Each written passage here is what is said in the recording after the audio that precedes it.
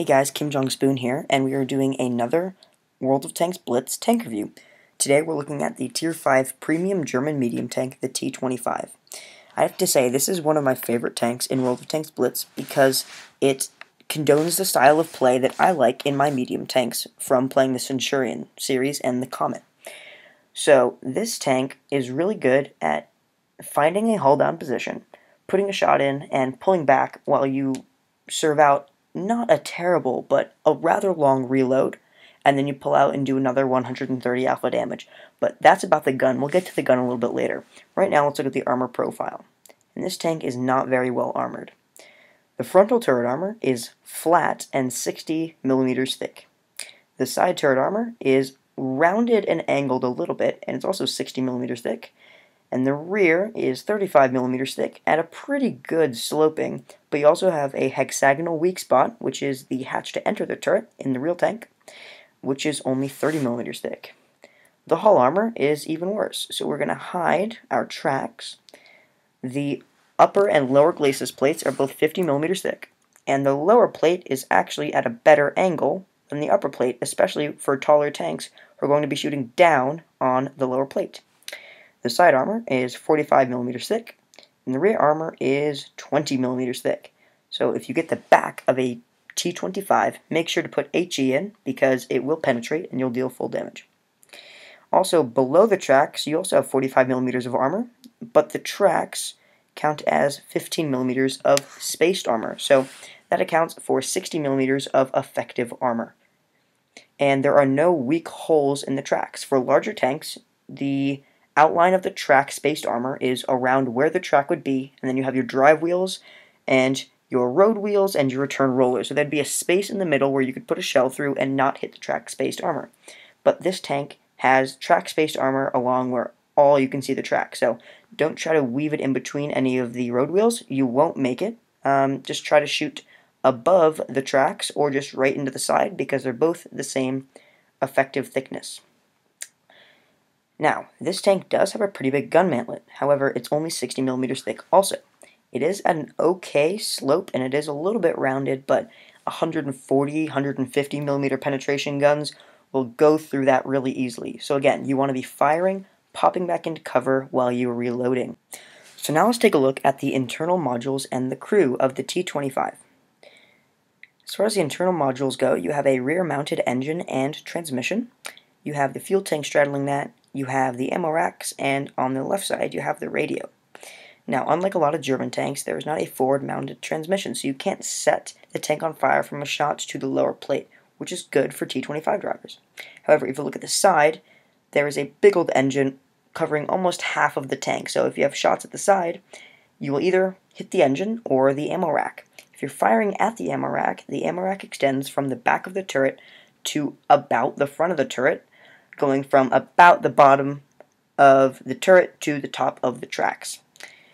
Now, there is no ammunition stored in the turret of the T-25, so you can't ammo rack one of these things by shooting at the turret, but if you have a shot at the turret, you will probably have a shot at just below the turret where there is a big ammo rack, so make sure you fire just below the turret if you want to ammo rack one of these things. As far as the crew is concerned, we have 5 of them, so there is a radio operator, which is completely useless in Blitz. We have a driver, we have the gunner, the commander, and the loader. Shots to the front of the turret tend to kill the gunner, which is actually a problem because you want to be sniping in this tank, and if your gunner is killed, sniping becomes very, very difficult. So I carry a multi-purpose restoration pack to heal my gunner when he dies. Notice I say when he dies because almost every single game your gunner gets killed if you get hit. And I also carry a regular repair pack because your tracks tend to get knocked off a lot in this tank. But for more information on that, let's take a look at the T-25 in the garage. So we're here in the garage with the T-25, and usually right now I talk about the upgrades that you can get for this tank, but since it's premium, it comes elite, so you don't have any upgrades to get. And for me, this tank is really about that engine and that gun. As far as the engine is concerned, you have 450 horsepower for a 20-ton tank, which is a very good power-to-weight ratio. You also have a 60 km/h top speed. However, that suspension only gives you a 30 degree per second traverse speed, and you even have a worse traverse speed, 22 degrees per second, on the turret. That's approaching E75 territory, so the turret is very slow to turn, so when I come around a corner to fire at somebody, I have my turret pre-turned in the direction that they will be, so when I come around the corner, I don't have to spend 3 or 4 seconds acquiring the target and then aiming before I fire. I can come around, aim, fire, and then come back, so I don't take hits to my frontal turret or my upper plate or my lower plate or my side armor because they're all incredibly weak. The gun is fantastic. 75mm Skoda A18. It's the only tank that carries this gun, and that's a shame because it's awesome. So you have 7.41 rounds per minute, which I improve with a gun rammer and improved vents. It does 116 pen with armor piercing, 167 pen with armor piercing composite rigid or APCR, and 38 penetration with high explosive. The average damage is 160 for AP and APCR, and 200 for HE. It has 0.41 accuracy with a 2.5 second aiming time, meaning that you can successfully engage targets from medium to long range because the penetration will get through their regular armor. You don't have to aim for weak points, which is pretty good because if you tried to aim for, let's say, the commander's hatch on a Tiger from 300 meters, this gun and a lot of guns wouldn't be able to hit it. Now, as far as equipment goes, talked about that a little bit. I carry a gun rammer because you mount a gun rammer to everything that can mount a gun rammer. I have improved vents because I like to improve everything that I can, and I have a gun lane drive, so when I pull out of cover, I can spend the least amount of time in enemy fire. I can pull the trigger and then get back into cover and reload. As far as ammo goes, I carry 40 AP, 15 APCR, and 5 HE. Now, I carry 5 HE to reset caps or kill somebody who has like 6 health left. I don't do it to fire at the side of KV-1s because I can't penetrate. You can penetrate the side of KV-1s. You can penetrate the front of KV-1s. And if you can't penetrate the front of a tank, that's why I have APCR with its fantastic penetration. So don't worry about carrying enough HE to do the damage because you can't penetrate. I only carry HE to reset caps and kill people on like 10 health. Your AP and APCR ammo are fantastic for its tier, and you can successfully engage tier 7 heavy tanks, hopefully not in a tier 10 game, with your APCR ammo, and sometimes even your AP ammo. And the mobility of this tank allows you to get around to the sides and rear, where you can definitely use your AP ammo to, say, engage Tigers or T-29s. As far as consumables, I have a repair kit, a multi-purpose restoration pack, and chocolate. Chocolate is like 2 extra improved vents, and I don't really worry about the credits. It's only 4,000 credits, which is, one of these and one of these, so it's really not a problem for me. If you're a little tight on credits, you don't have to mount a chocolate. I would mount a first aid kit and then a fire extinguisher separately, so you have bam, bam, bam. But since I want to mount chocolate, I also am going to carry a multi-purpose restoration pack. And as I said in the Armor Inspector app, my gunner gets killed a lot, so I almost only use this to heal my gunner. Sometimes my commander gets killed from shots to the side of the turret, but other than that, you almost never have any crewmen killed. So now, I'm going to show you guys a couple of replays that I had in the T-25. So we're here in a Tier 6 maximum game on Copperfield, and I am the lowest ranked tank on my team. However, I hope this video will show you that even in Tier 6 games, and even in Tier 7 games, the T-25 is a very effective tank just because of the penetration and damage per minute that it can dish out. So I'm heading over to the medium tank side, and I was honestly expecting there to be at least some tanks over here. So I parked myself in this bush right here, and I'm looking through it to see if there's an enemy tank over there. However, there isn't. So that means that I can effectively give fire support to the flanks of the tanks on the hill. And there's an SU-100Y, 1 shell into him. Looking around, 2nd shell, and that's the kill. Now I'll switch my focus to the T-150. 1 good shell into him. Then I notice the M4, so I'm going to put 1 shell into him here. And I look back at the T-150, but he pulls back, and I see that the M4 is not there, so I need to immediately move to get to a better position to give fire support to my team. T1 Heavy pops out, so I put a shell and track him, but he's very quick to fix his tracks. He gets tracked yet again. I fire and damage his fuel tank. His tracks get repaired, and he gets away before I can pull the trigger. So now I switch my focus to the Crusader. Got one good hit into him. He's pulling back. I get a second good hit. And now for the kill shot. I aim a little bit too low here. I should have aimed up near his turret. The shell goes right where I aimed it and into the dirt. Now I'm reloading, and the Jagdpanzerfear still is the kill. So now I don't have any shots in enemy tank, so I need to move to where I do have shots. I need to be doing damage in this tank. That T-150 looks like a great next target. So I'm rolling up this hill, and again, I'm turning my turret so I don't have to suffer through the really long turret traverse. I couldn't have penetrated him at that angle, but he slowly rotated his tracks to give me a better angle at his side. T1 Heavy can't get through the side of his turret. There's a KV-1 over there too, so I want to get into position where I can actually hit them, only showing my turret. So the T1 Heavy pops over the hill, and I miss a shot on him there. They're both up there, but the KV-1 is a little bit closer. And there, I just proximity detected the KV-1, so he sees me. He knows where I am. And that one completely missed. The gun depression is 10 degrees, but it's a little deceiving when you're on such big hills. One into the engine, and that's a fire. However, he's very quick to put the fire out. That was with a multi-purpose repair pack, because it also fixed all of his broken modules. Now, I'm distracting these guys while my team is capping. They could easily pop over the hill and reset the cap right now, but I'm being a very good distraction. The M4 is screaming, get the base, get the base, get the base, but I'm a more enticing target because they can do damage to me very easily. I'm just waiting them out, and we're at 3 seconds left. I get the kill, and we cap the base. And a cap is a victory. So, even though I didn't get a top gun or anything like that, that was still a very good game, Master Badge 2nd class, because I was distracting the enemy tanks while we were capping. I did almost 2,000 damage, got 3 kills, and was the most experienced on my team by 300 points.